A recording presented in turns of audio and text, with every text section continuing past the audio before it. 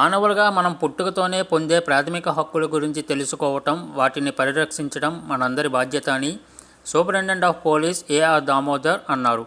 విజయనగరం పట్టణంలో ప్రభుత్వ పాఠశాలలో నిర్వహించిన ప్రపంచ మానవ హక్కుల దినోత్సవంకు ముఖ్య అతిథిగా ఎస్పీ దామోదర్ పాల్గొన్నారు. విద్యార్థులతో మమేకమై మానవ హక్కుల గురించి విద్యార్థులకు తెలిపి చైతన్యాన్ని నింపారు. ఈ సందర్భంగా ఆయన మాట్లాడుతూ, ఈ హక్కులకు భంగం కలిగినప్పుడు ప్రతి ఒక్కరూ స్పందించాల్సిన అవసరం ఉందని, ప్రపంచ శాంతి ఒప్పందాలకు అనుగుణంగా ఐక్యరాజ్యసమితి 1948 డిసెంబర్ 10 నాడు ప్రకటించిన విశ్వ మానవ హక్కుల ప్రకటనను పురస్కరించుకొని ప్రతి సంవత్సరం డిసెంబర్ 10న అంతర్జాతీయ మానవ హక్కుల దినోత్సవంగా జరుపుకుంటామని అన్నారు. మానవ హక్కులపై అవగాహన కల్పించడం, పౌరులకు రక్షణ కల్పించడం, మెరుగైన సౌకర్యాలను కల్పించాలని ప్రధాన బాధ్యత ఉందని అన్నారు.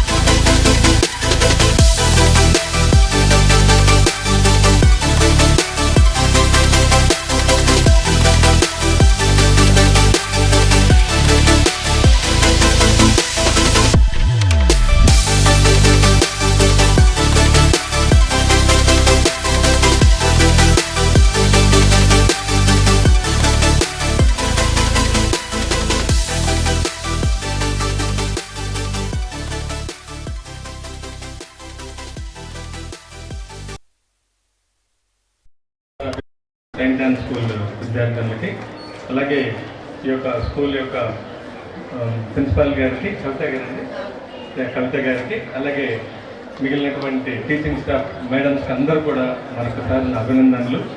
ఈ కార్యక్రమంలో కృష్ణప్రసాద్ గారు చెప్పారు, రైట్స్ అనేటివి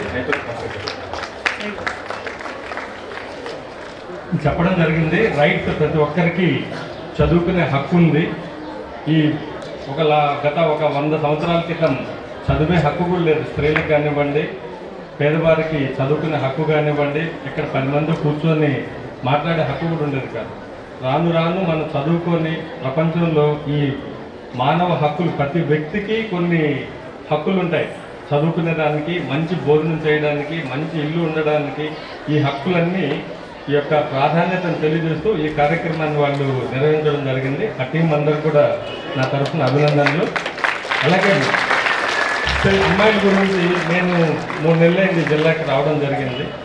ఒక 3-4 ఇష్యూస్ మీద మీకు మాట్లాడతాను నేను. ముఖ్యంగా అమ్మాయిలు మీకు ఆత్మవిశ్వాసంతో, సెల్ఫ్ కాన్ఫిడెన్స్తో, ఒక డిసిప్లైన్గా మంచి భవిష్యత్తు వైపు మీరు వెళ్ళాలి. చదువే మార్గం, దానికి ఒక డిసిప్లైన్ ఉండాలి.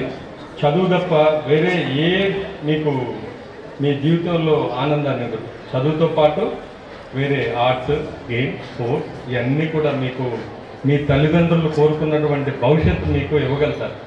చదువు ఒక్కటే ఇస్తుంది.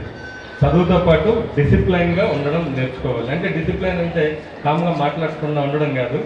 మనం డైలీ బుక్స్ నేను చదవటం, అలాగే టీచర్ చెప్పిన విషయాలను చక్కగా వినడం, అలాగే డైలీ క్లాసులకు వెళ్ళడం, అలాగే ఒక డిసిప్లైన్గా ఎక్కడ గొడవలు లేకుండా, ఎటువంటి వేరే యాక్టివిటీస్కి వెళ్ళకుండా.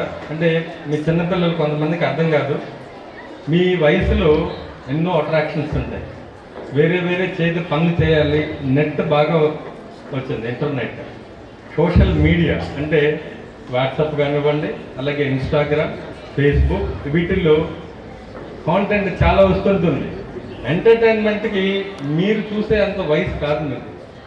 నేను ఎన్నో కేసులు చూశాను ఈ జిల్లాలో, తెలియకుండా అమ్మాయిలు వీటిలో టైం పాస్ చేయటం, ఎక్కువసేపు ఫోన్లో వేరే వేరే యాక్టివిటీస్లో ఇన్వాల్వ్ అవ్వడం, చివరికి కేసులు ఇరుక్కోవడం, వేరే వాళ్ళు వాళ్ళ పేరెంట్స్ మా దగ్గరకు రావడం, మా అమ్మాయిలు ఇలా చేస్తున్నారని తెలియకుండా సోషల్ మీడియా అకౌంట్స్లో రోజు చూడటం, క్లాసెస్ మీద కాన్సన్ట్రేట్ చేయకపోవటం, వేరే వేరే ఇష్యూస్ పైన మీ కాన్సన్ట్రేషన్ వెళ్ళిందంటే మీరు బాధపడతారు.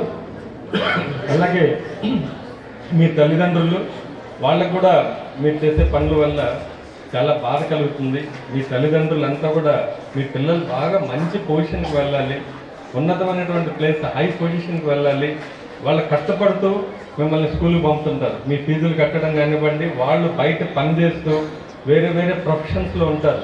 చిన్న ఉద్యోగం నుంచి పెద్ద ఉద్యోగం వరకు కష్టపడి ఆటో డ్రైవర్ దగ్గర నుంచి చిన్న చిన్న ఉద్యోగాల దగ్గర నుంచి పెద్ద ఉద్యోగాల వరకు మీ తల్లిదండ్రులు కష్టపడి మీ భవిష్యత్తు కోసం వాళ్ళు రాత్రి పగలు కష్టపడుతూ మీకోసం చేస్తున్నారు. మీరు కూడా మీ తల్లిదండ్రుల యొక్క ఆ శ్రమను గుర్తించండి. వాళ్ళు చేసినటువంటి త్యాగాన్ని మీరు చదువు రూపంలో మంచి డిసిప్లైన్గా చదువుకొని మీరు మంచి పొజిషన్కి వెళ్ళగలిగితే మీ తల్లిదండ్రులు ఇంతకన్నా హ్యాపీగా ఉండరు. మీరు సోషల్ మీడియాలో నేను చూశాను, ఒక 2 ఎగ్జాంపుల్ చెప్తాను. తెలియకుండా అమ్మాయికి వేరే ఒక వాళ్ళు పరిచయం అయ్యారు, వేరే అబ్బాయి. వాడు పరిచయం అయిన తర్వాత నువ్వు అది బాగున్నా ఏ బాగున్నా నువ్వు అలా ఇలా అని మెసేజ్లు పెట్టడం స్టార్ట్ చేశాడు. ఈ అమ్మాయి ఫోటోలు షేర్ చేయడం స్టార్ట్ చేసింది. వాడు ఒక రోజు మొత్తం ఫోటోలు మార్పింగ్ చేసి పడేశాడు మొత్తం.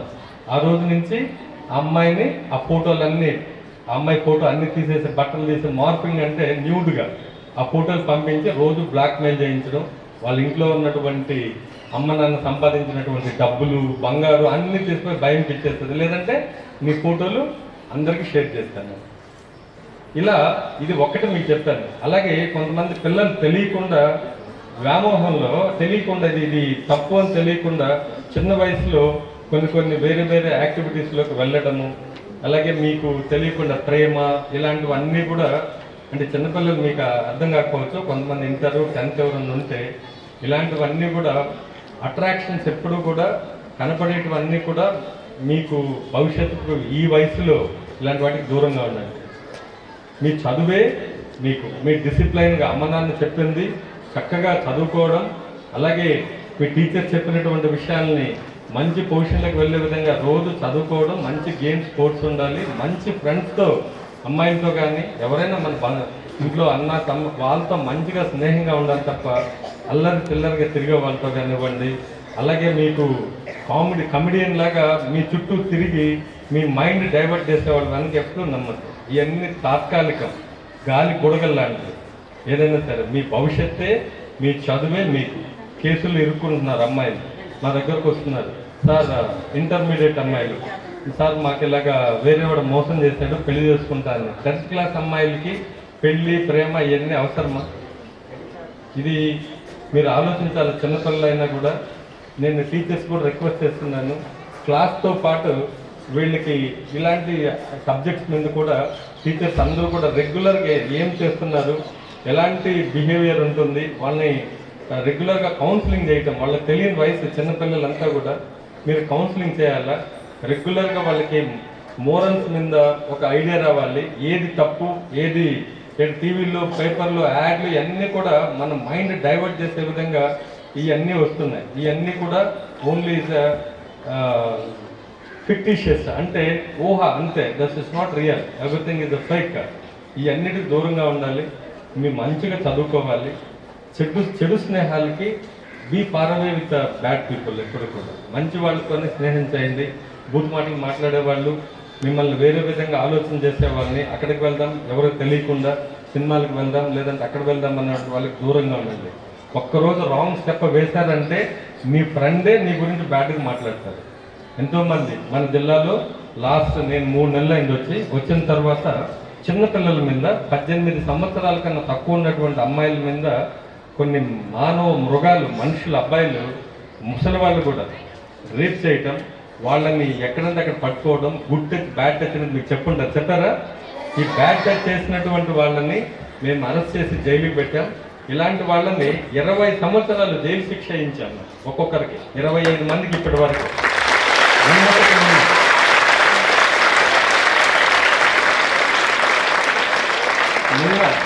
నిన్ననే ఒక జడ్జిమెంట్ వచ్చింది.